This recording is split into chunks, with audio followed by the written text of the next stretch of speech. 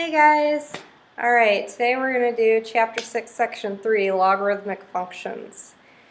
Okay, so before we even start, logarithmic functions are actually really cool and don't get scared. Okay, they're really not that bad. They're basically just the inverse of an exponential function. So if you know what to do with exponential functions, then you automatically know what to do with logarithmic functions. They're not that bad. We're going to be doing a lot of stuff where we don't have a calculator and we have to solve logarithmic functions by our heads. Okay, so simple exponential functions have the form y equals b to the x, for b is greater than 0 and b is not equal to 1. If we know y and we want to find x, we would need to know the inverse function, which is where the logarithm comes from. So let me just explain that a little bit clearer.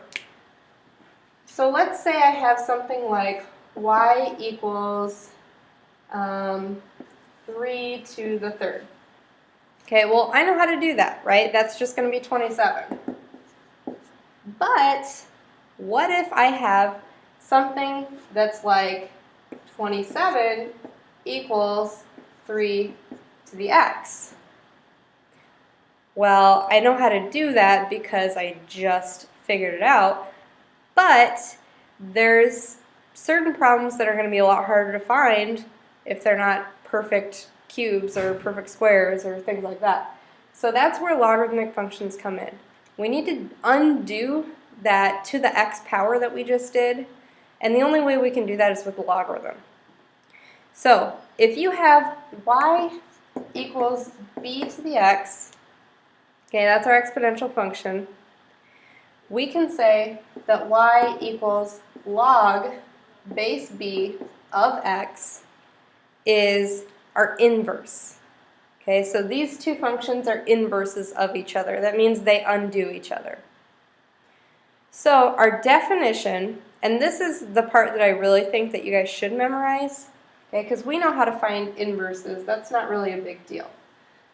The big thing is what equals what.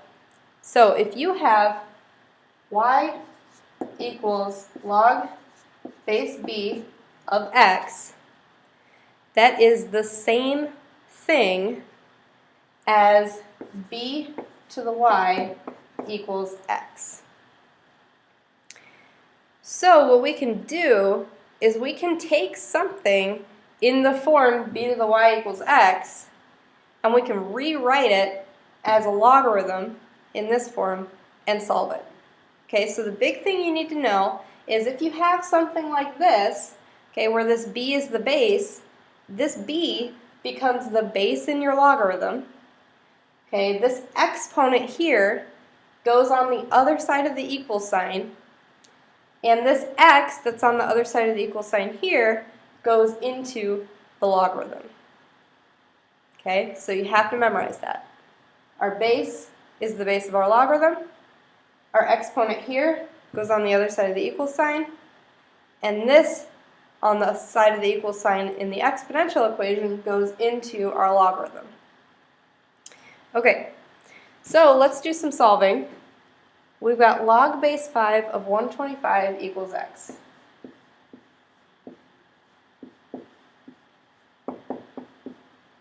So I look at that and I say, I don't know, I don't do logarithms, I don't know what you're talking about. Okay, but I just showed you that these two things are the same thing, so I can rewrite this as an exponential equation. So here's my base, 5. Okay, now I know that this x inside my logarithm goes on the other side of the equal sign, and then this would become my exponent. So what I have here is 5 to the something equals 125. Okay, hopefully you know that. Okay, 5 to the third would be 125. So that means that x equals 3. Okay? All right, the next one is not that bad. Okay, again, we're going to do the same thing. We're just going to rewrite this. So we've got log base 5 of the square root of 5 equals x. Now, remember, a square root is the same thing as what power? 1/2, okay? So this is the same thing as log base 5 of 5 to the 1/2 equals x. So if I rewrite that as an exponential, 5 is my base, okay, x is my exponent, and 5 to the 1/2 is what goes on the other side of my equal sign. So 5 to the something equals 5 to the 1/2. I think it's 1/2. Alright, so I got that answer. Next one, I've got log base 4 of 8. This one is a little bit trickier. This one is going to use those power, or those power of a power and all those properties that we talked about. So, if I have log base 4 of 8 equals x. Okay, so if I rewrite that, that's going to be 4 to the something equals 8. Well, with my knowledge of exponents and powers, when I see this 8 here, I think that that's 2 to the third. Right? That's 2 to the third. 2 to the third is 8. And when I look over here, if I wanted to make this a 2, I would square root it, right? So this, if I square root that, or if I take this to the 1/2, I would get a 2. So what I could say is I could say this 4 to the 1/2 will give me a 2. And if I take that 2 and I cube it, I would get an 8. So if I combine these, this is a power to a power, okay, 1/2 to the third, that would become 4 to the 3/2. So that means that in this case, x is going to equal 3/2. Okay, so that one's a little tricky. All right, with our logarithms, we have what's called a common logarithm, okay, and that is when you have a base of 10. So on your calculator, you can see that the log button is right here, okay? That button is what you use for a common log. That automatically gives you a base of 10. So let's do some solving using our common logarithms.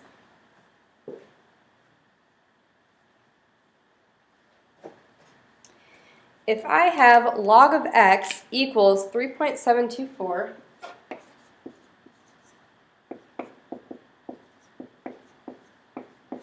notice that I didn't write a base on here. If you don't write a base in, that just means that you have a common log, which means you have a base of 10. Okay?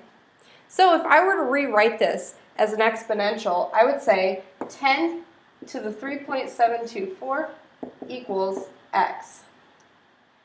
That I can just plug into my calculator.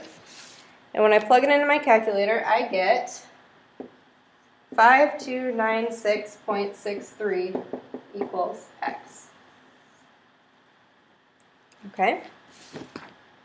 Next, I've got log of 2.34 equals x. Okay, again, I don't have a base, so that means that I have a base of 10. Okay, so should I rewrite this one? No. This one I can just plug straight into my calculator. So in my calculator, I'm going to hit the log button, and then I'm going to type in 2.34, and you should get out x equals 0.369. Easy peasy. Alright, so now we're going to graph y equals 10 to the x and y equals log of x. So remember that what we've been talking about is the fact that logarithm and exponential functions are inverses of each other. So we know that inverses should be reflections of each other over line y equals x. Let's just verify it and make sure. Okay, So if I want to graph y equals 10 to the x, I'm just going to use my calculator. So on my calculator, I'm going to type in y equals 10 to the x in your y1. And I would just use my standard window, negative 10 to 10, negative 10 to 10. So when you graph that, you should notice that it crosses here at the point 0, 1, and it looks something like this. Okay, so we've got our asymptote. Our asymptote is the x-axis, and we have an exponential growth function here, so we're growing as our x is increasing. Okay, if I want to graph my logarithmic function, now under y2, I want you to just type in log of x. And when you hit graph, you should notice that you get a point intersecting here at 1, 0, and it looks like this. Okay, so now you can see that the asymptote of the logarithmic function is going to be the x-axis, and if you were to draw in your y equals x line, you'd notice that they are reflections over the line y equals x. So that means that they're inverses.